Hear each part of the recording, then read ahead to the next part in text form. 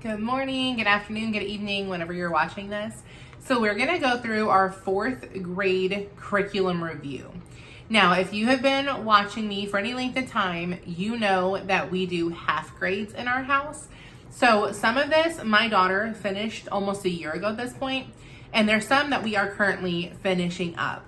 So going into the 25-26 school year, she's going into 6th grade in majority of subjects, and then 1 or 2 she'll be going into 5th grade.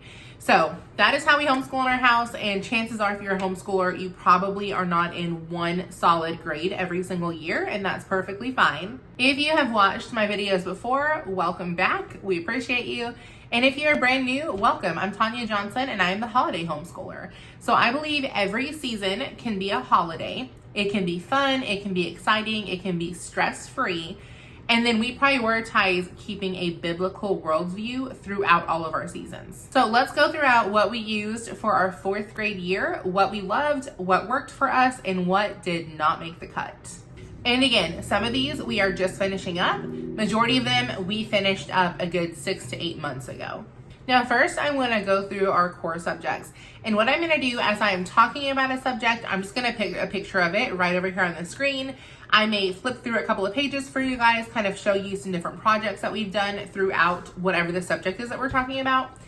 And then we'll move on to the next subject. So the core subjects are going to be Bible, math, language arts, and when I say language arts, that includes reading, spelling, and writing, history/geography, and science. So those are our 5 core subjects that we loop through. Now for Bible, we do a pretty comprehensive Bible study during our school day. So the first choice of curriculum that we use, which is the actually only curriculum that we're using for Bible, is the Generations The Big Story book.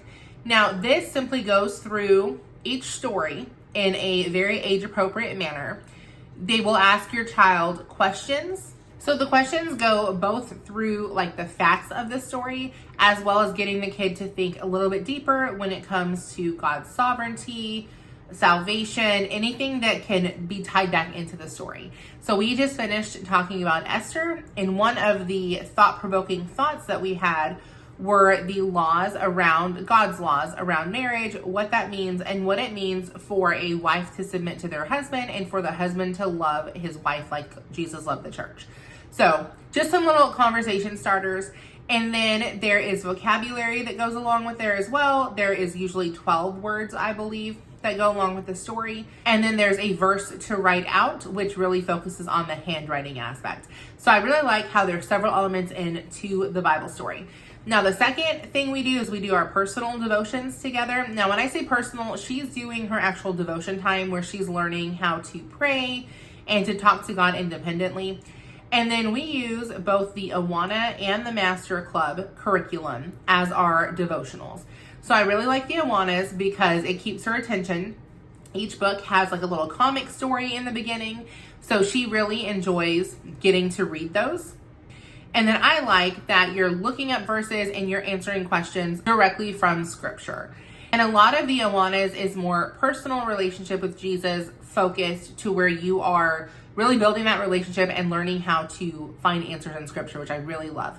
Now the Master Club side I love because there are daily devotions with this as well. However, what I really like about this is there's a lot of Bible knowledge. So right now we are learning the New Testament and the 5 divisions of the New Testament. So that is what she's memorizing.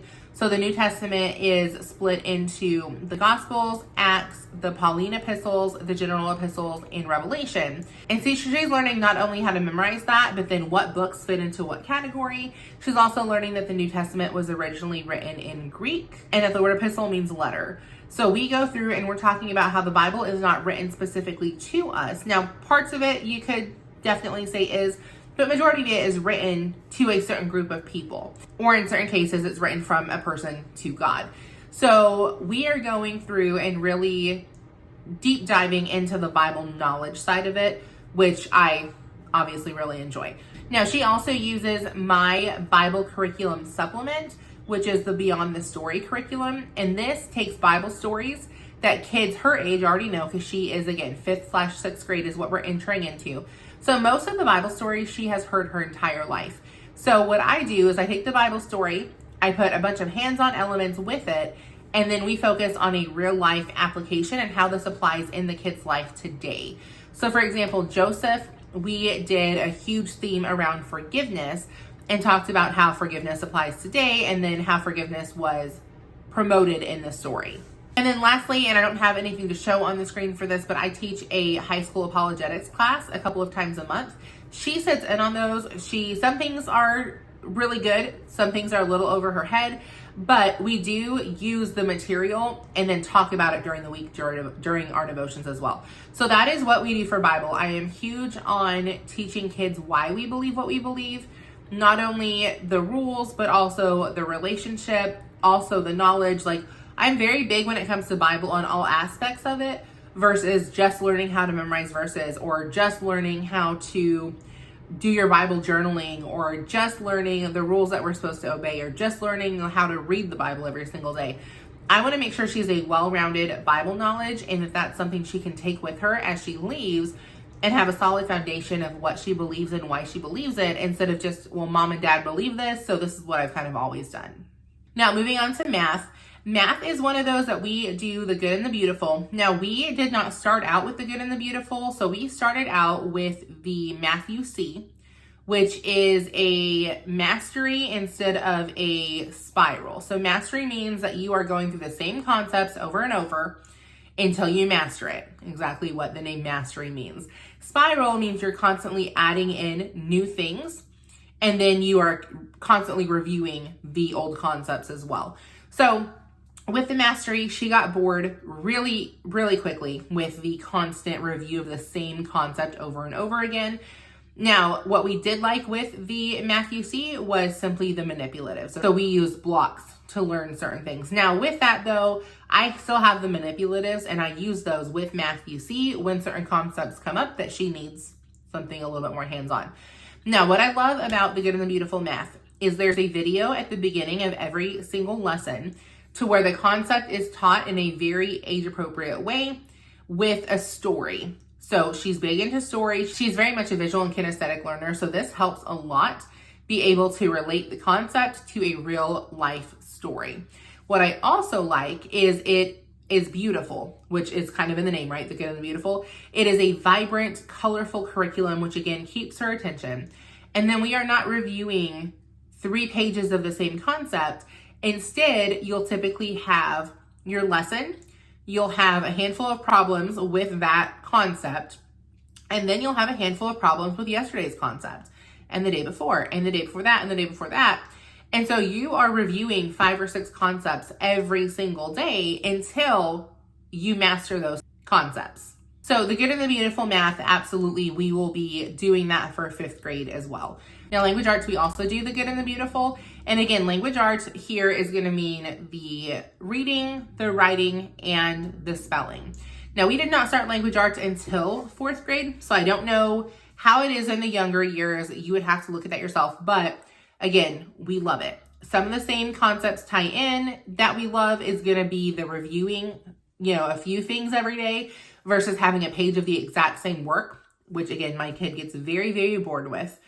It is beautiful. There's gorgeous illustrations all throughout. Now, I love that it really focuses not just on the language arts side, but the art side of language arts. She gets to do a lot of work with pastels. And then again, we've already ordered 5th grade for this. So the 5th grade going into it, it's watercolor. So the themes change throughout the years when it comes to what kind of art they're going through. One of her lessons a few weeks ago was learning how to write a thank you card, the different components, but then you also got to make a thank you card. And so it had the multi-step directions that you got to follow. You made it with the pastels.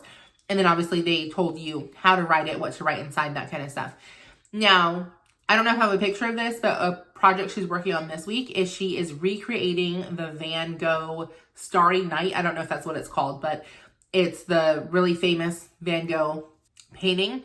So she's been doing some writing pieces about Van Gogh. She's been doing some editing. She'll read a paragraph about him and then edit it, and then she gets to end with a project about him. Now, there's also cooking involved in this. So one of the things that she gets to do next week is she gets to make some kind of lemon loaf type bread, because we've been learning about France again through the language arts side of this. So she'll read a piece about France. We're learning how to use commas in between cities and countries and just different like address type things. So they've been using a lot of areas in France for that. And then our writing has been around things to do in France and different like famous landmarks in France.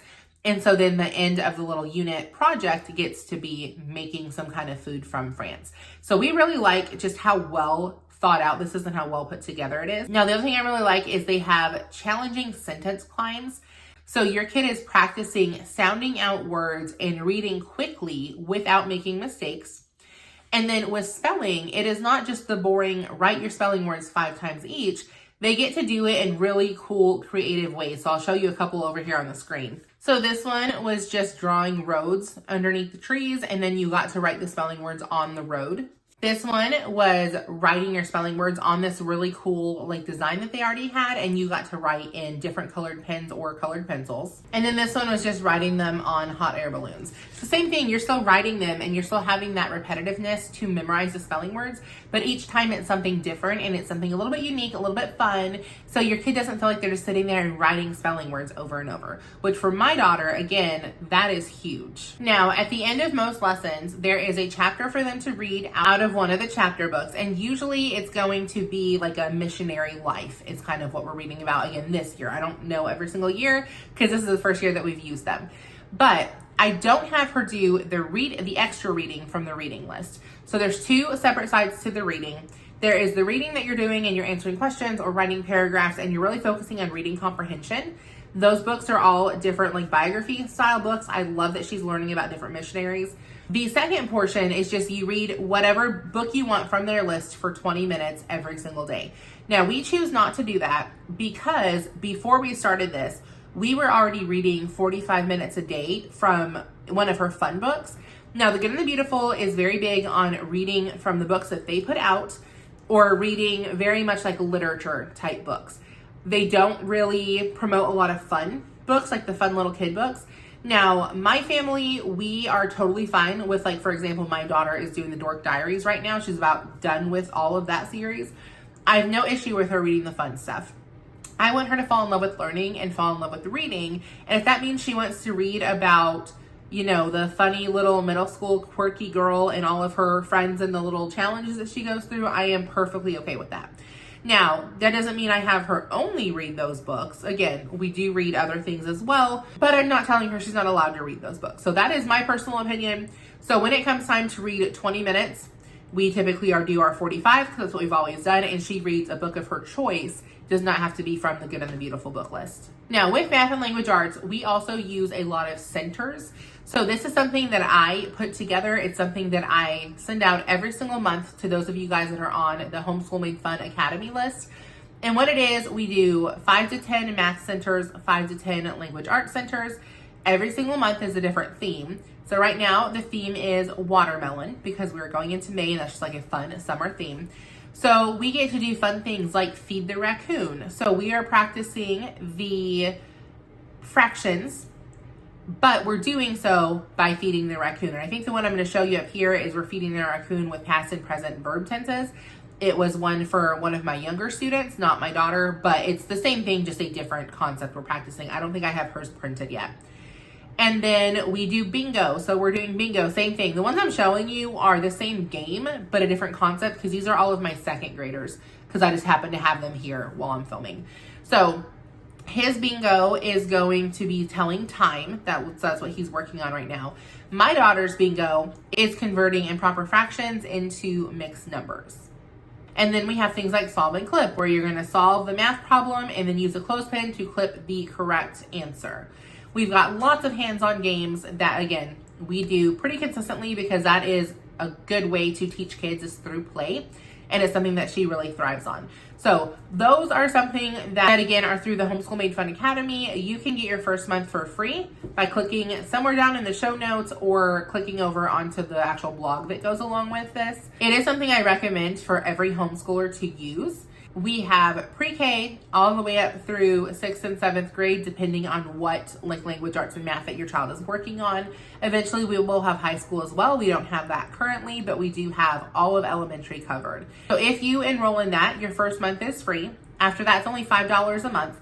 And it is something that is an easy open and go. You print these out, you use them in your home, and your kids will fall in love with learning, which to me is a huge perk of homeschooling, is getting our kids to actually like practicing these concepts. Now, next up we have science. Now, the science is from Evan Moore, and this is actually one we're not going to stick with. We did use it for 3rd and for 4th grade. It is pretty basic. Now, in the beginning, I thought I liked that about it, is that it was pretty basic, and then they had hands-on stuff at the end of every chapter. The problem with the hands-on things is I have to gather up all the materials each time we do them, and I'm very bad about wanting to do that because then I have extras of everything. I only have one kid, so buying stuff to do this experiment and then having just the extras kind of lie around my house, I either don't like it because it's cluttered, or I feel bad because I throw it away. So we will be switching our science into a little bit more of an open and go, where I'm not having to go get a bunch of different supplies. Also, I did not like that it just jumped around so much. We want to go ahead and start doing more of a unit style science, to where we are doing the human body and anatomy, and then we're doing the human mind, and then we're doing biology, and then we're doing astronomy. Like, I want to have them more contained into semester-long units versus just kind of jumping around from topic to topic. So we will be changing this for next year. However, this was good to do just like a brief introduction to science. It's also really good if you're new into homeschooling and you want a 10 to 15 minute science lesson, nothing super heavy. You want to focus on those math and language arts skills, and then kind of work more science in down the road. And then last, for our core subjects, we have history/geography. So there are several components to this. We do the story of the world for our actual history. Now, this one I found was very similar to science in the fact that you've got to gather up all your own materials. For example, one of them, I needed grass seed. There's lots of hands-on projects. The problem is the materials are things that you typically are going to buy in like bigger quantities, and then you just have stuff sitting around your house. So I was not loving that side of it. We ended up not doing a lot of the hands-on projects simply because I did not want to buy the materials and have just extra things sitting around our house. Now, it is heavy on the reading. So either you're going to read it to your child is going to read it, or you can listen to the audio version. So we chose to do the audio version. And what we do is there's a test booklet that comes along with this. So what we were doing is we read through the test, see if we know any of the questions on our own. And as we're reading through it, we're also looking at the answers, making them make sense in our brain. Then we listen to the chapter, specifically doing active listening for those questions. And then we redo the test. We typically do it verbally. We're just talking about it, seeing what we retain from the chapter. Now, I liked this. My daughter, however, not a huge audible learner. She really had to focus. It's not something we could do like while we were driving or while we were, she was sitting playing with slime. Like, she really had to focus on the words to really like grasp them. So it is something we're going to continue on with 5th grade as an extra, but it's not going to be our main history subject, which for 4th grade, it was our main history subject. Now, for geography, we did the Evan Moore daily geography skills, which the daily geography was going through things like how to tell an address and what a map scale is. So an inch equals 100 miles or whatever, how to basically read that and decide how far things are apart from each other. We talked about transportation routes, and we talked about the United States and where we are in North America. So it's really like a 5 or 10 minute little lesson every few days. Just a really good little geography lesson. So we'll definitely continue doing these. Again, they don't take much time, and it's just a fun new little geography fact every couple of days. So that was the daily geography practice. We also did the daily geography skills. So typically with those, it was a little story that we read, and then we talked about one concept. So like the equator or longitude and latitude lines or habitats. So again, it was usually like 3 or 4 weeks on the same kind of subject or a subject that kind of went together. And then you would do like a drastic shift, and you would talk about like natural disasters, and then you would talk about like globes. And so it was a pretty drastic shift every, again, 3, 4, 5 weeks. But we really like that there's a hands-on project at the end of every single one. So something that we just did, and this even took, I've never done this before, so this was a learning thing for me. So we're talking about longitude and latitude lines, and we had to get our globe, and we would say a coordinate, and then the other person would have to find what we're talking about. So we would say 150 west, 30 north, or whatever the coordinates were. And then the other person would have to find that on the globe, and then they would turn around and give you coordinates, and you would have to find the country or the whatever they're talking about. This took us a few tries to really get the hang of it. We were getting confused with how to figure out which is north and south on a globe because it just goes endlessly, right? We were not reading that literally it says east, west. So anything between this point and this point would be considered east. Anything between this point and this point would be considered west. So it was a good learning curve, and it was just like a fun little hands-on thing. So every chapter, which a chapter is like 6 or 7 pages, and usually there's like a reading portion, a couple of questions. You'll have some kind of vocabulary to go along with that, whether it's like a fill in the blank or a crossword or a word search, like there's something to go along with that. And then some hands-on practice at the end. So we really like this. Again, we'll continue this with our history next year. And it's something we've been doing since like kindergarten. We'll just do a couple of states a year, and we're going to start doing more states. We'll do probably a state a month going forward. Is the My 50 States Not Grass History. And we're just learning about different states. Now we started because we were traveling. So we were just learning about a state here and there as we were traveling to them. Now that we are stationary and we are a little bit more heavy into school than we were, when she was 5 or 6 when we first got these books, we are going to start intentionally learning about different states. And we're probably just going to go in order. So we did like Maine, New Hampshire, Rhode Island the last few months. And we're probably just going to go in order now, and then we'll skip the ones that we've already done. So this one has some map work and some like fill in the blank stuff. And then there's different suggestions for you to make it hands-on and do extra things. So this is one that you really have to put a little bit of imagination into. If you are good at coming up with lesson plans and stuff, this is one that you'll like. And then at the end of each state, we put a state board together. So here's a picture of a few of the ones that she did. I don't know that I have pictures for all of these, so I'm going to say some of them, and then there might not be a picture for that one. But the first one we did was Louisiana, because we visited Brett's brother and sister-in-law in Louisiana. So we did a fun little Louisiana unit study and did their board with like the cool little mask and some different, things from Louisiana. We did Maine because obviously Brett's parents lived there. So we did Maine with like the lighthouse, and I think we did lobsters on that one.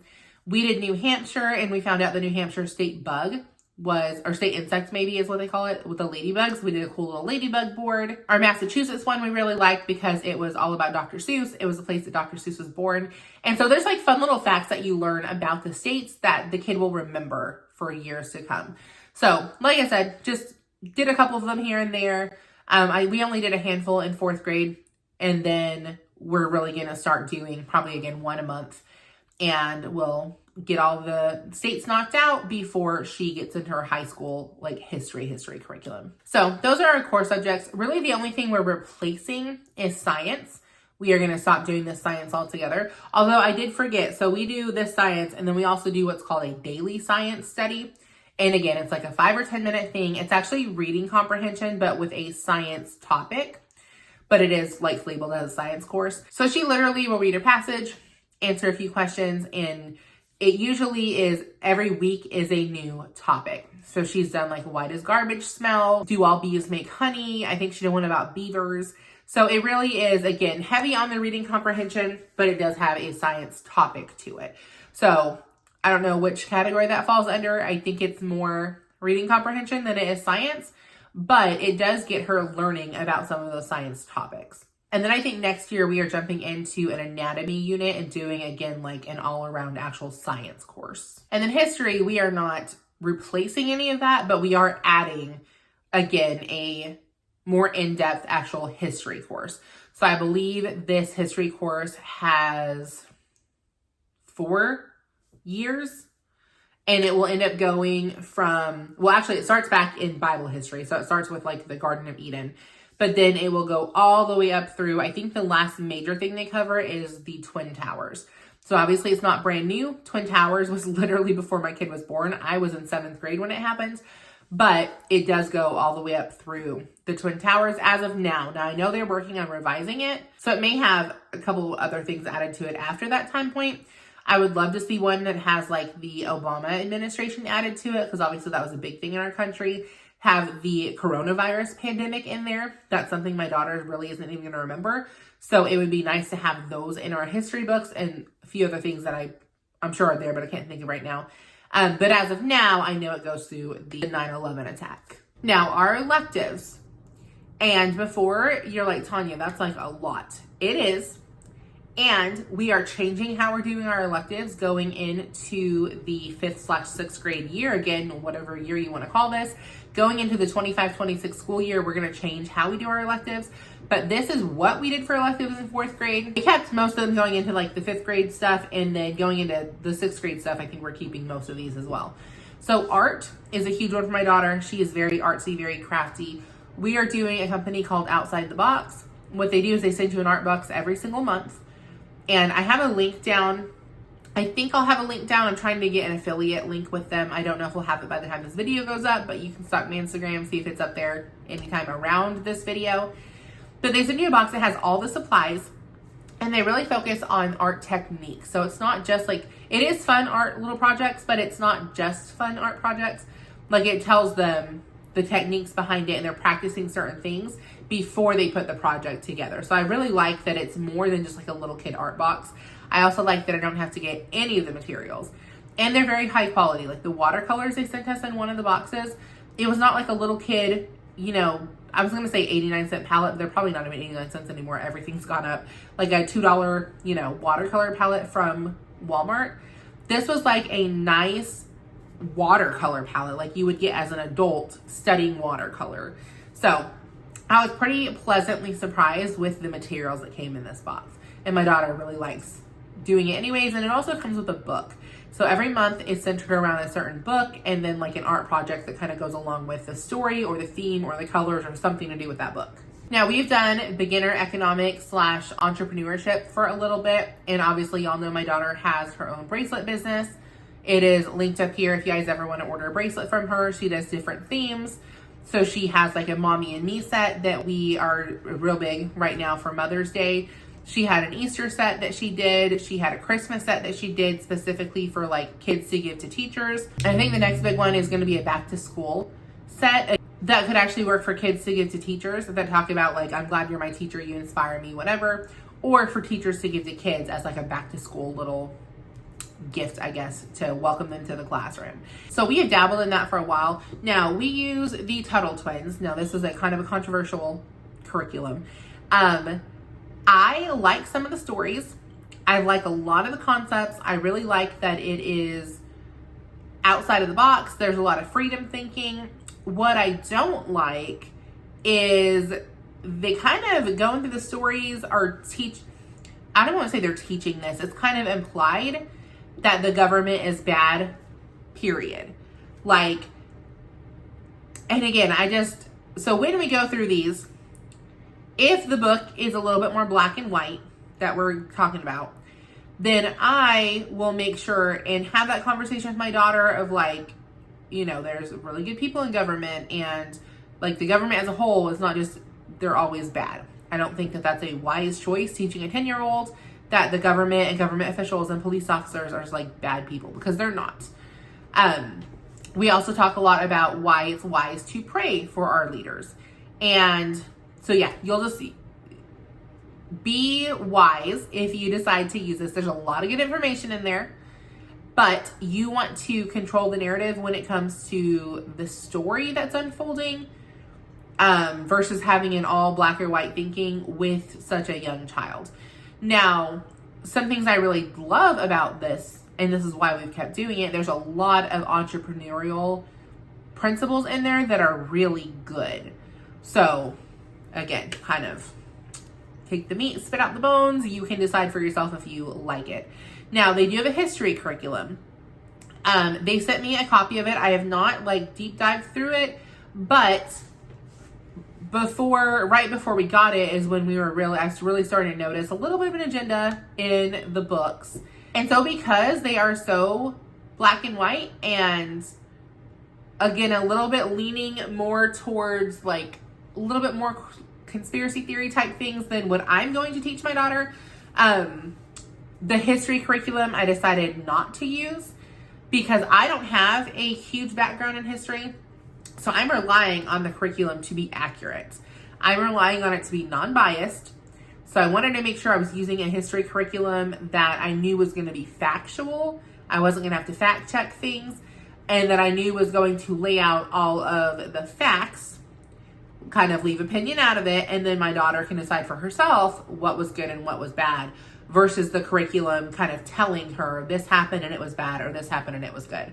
We very much want to make sure that we're always going back to the Bible to decide if something is good or bad, not what a textbook is telling us. I would rather her learn for herself and learn how to use discernment and decide if an event is good or bad, or good and bad, depending on what it is and why, based on biblical principles, than to read and automatically be told that this is bad and this is why, when in reality, I mean, there could have been some good parts to it. So that's all I'll say about that. I do like them. I would just be very cautious if you're going to teach it. Make sure that you are using your own discernment as you're teaching through the lessons. Our next elective is financial literacy. Now, this is one that we're not hitting hard and fast where we do it every single day. This is why, as you can see, this is still a 3rd grade book, even though we were finishing up in 4th grade. But it's one that we do a couple lessons a week, and it just goes through really basic financial literacy that I think every kid should grow up knowing. I know as the older years, they get into things like taxes, which I absolutely wish I would have been taught in school. This year, we learned how to write a check. Now, you might laugh and be like, oh, well, everyone knows how to write a check. Let me tell you how I just messed up 2 checks, like 2 separate times, 2 separate places. So I have not written a check since we were renting a basement apartment when we first got married, which is almost 12 years ago at this point. I used to write checks every single month in school to pay my college bill.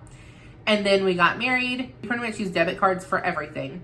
The only thing we didn't, because our landlords were a little up in age, like our landlords were old enough to be our parents, if not, 5 to 10 years on our parents. And they just were not very tech savvy, which is totally fine. But there was no way to like PayPal or Venmo or anything. So we just wrote them a check every single month.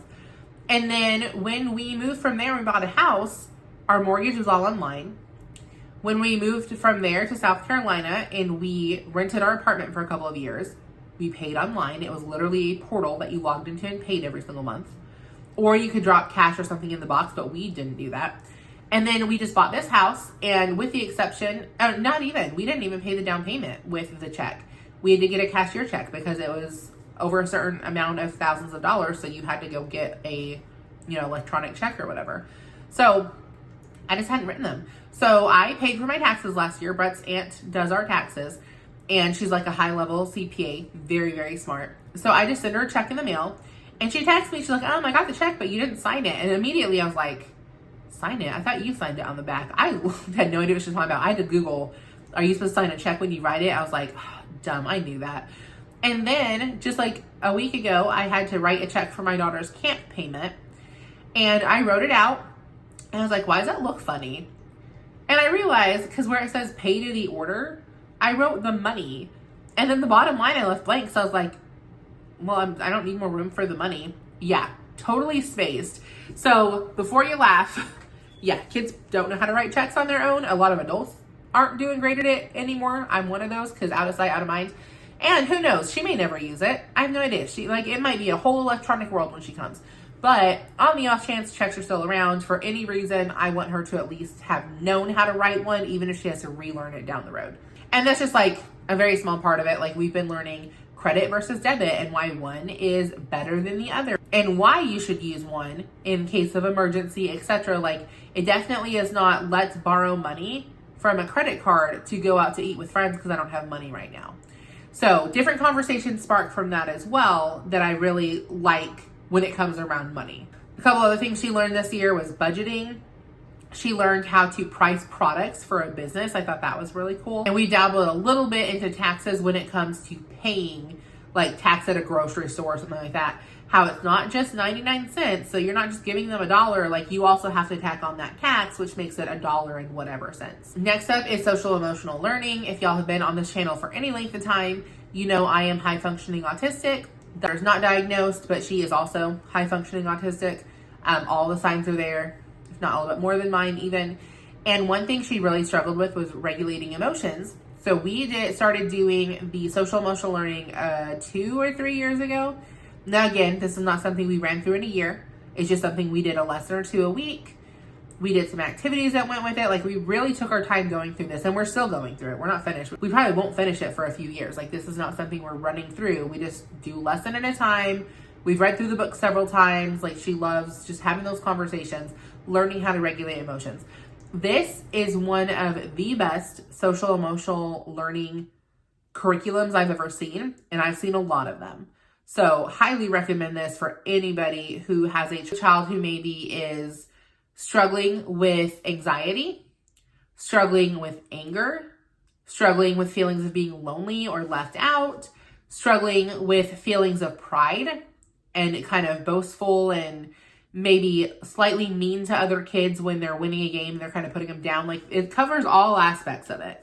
So this is what I would recommend from like kindergarten all the way up. Now, the next two are Critical Thinking by Evan Moore, and this is like logic and brain puzzles. Same thing. We don't do a book a year. We kind of go through them as we want to. My daughter loves them, but it really does work on the critical thinking skills, lots of puzzles and questions, and just get some kind of use in their brain. The test prep we use is also Evan Moore, and this is just them getting used to taking a test. So it's typically you read a passage or there's a page, and then you have like the little Scantron bubbles, and you are filling in the answer. So if she ever has to go take a test anywhere when it comes to like state testing, she will not look, at the testing like it has 5 eyes because she's never seen a test book before. And then also it's just really good review for math, reading comprehension, language arts, kind of all of those things. And then cooking. So cooking we don't have a curriculum for, but she's very into cooking. She wants to be a baker/chef when she gets older. So doing the cooking right now, if there's like a cooking class I can get her into, I do. Like, we did a cake baking class and she loved it. But then usually I try once a week to have her make either a meal or the portion of a meal where I'm walking her through step by step how to make it. So she's done like French toast. She did chicken Alfredo or steak Alfredo the other night. She's done multiple things. She can confidently cook like her own breakfast foods and some basic lunch things like quesadillas and things like that. So we're just going to keep working little by little. And then eventually we will end up doing like an actual cooking curriculum. But right now we're just focusing on being confident in the kitchen, cleaning up after ourselves. We are not good at that. She loves to cook, and then she'll walk away and like the whole mess is left there for me. No, ma'am, go clean. So y'all say a prayer for that, because that is my least favorite part of her being allowed to be in the kitchen and cooking and having fun is the mess that comes after. So we're really focusing on cleaning as we go, which is a really good time management skill. And she very much struggles with time management. So I think cooking will help a lot with that. And then the big thing I'm going to change with electives come next year is they're not going to hold the same weight as our core classes. So what I was doing is, even if it was a busy week, I had to get all those electives in every single day. They were scheduled. And so sometimes I would just get very overwhelmed, and it would be like, oh, we have to do this, we have to do this. And it was just miserable by the end of the school day. So what I changed, and I just changed this like a month and a half ago. We did it for 4th grade, but then I also was still doing this up until, again, a few weeks ago. So all the way through 5th grade as well. What I'm doing now is the core 5 subjects, those are do or die, they get done. Everything else is on a loop schedule. So if we have an extra 30 minutes today, then we'll do some art. If we have an extra 30 minutes tomorrow, okay, now we're going to do critical thinking and test prep. 30 minutes the next day, we're going to do social emotional learning. Like, we're just doing them little by little as we go along versus having to do them all a certain amount of time, regardless how busy we are. So I think that'll take a lot of stress out, and it'll make the electives fun again versus feeling like we have to cram them into a certain amount of time. And then we make sure we do our core subjects first, because what I was doing is I was looping everything. So if we got math, language arts, science, history, and Bible done today, then tomorrow we would automatically start with the next thing on our list, which would be electives. And so sometimes it would be like 2 days or sometimes 2.5 days before we got our core subjects back around. And so then we were falling behind and having to do extra work on like weekends and things. And it was just, again, we were trying to do too much consistently, when in reality, I should have been looping our electives and doing our core subjects the first part of our day, every single day. So that's it for this video. Let me know which of these companies or curriculum you have tried. how you like them, and if you have any that you would suggest adding at the, again, 5th/6th grade level is what we're at right now. And I will happily take a look at them. See y'all next week. Curriculum you have tried.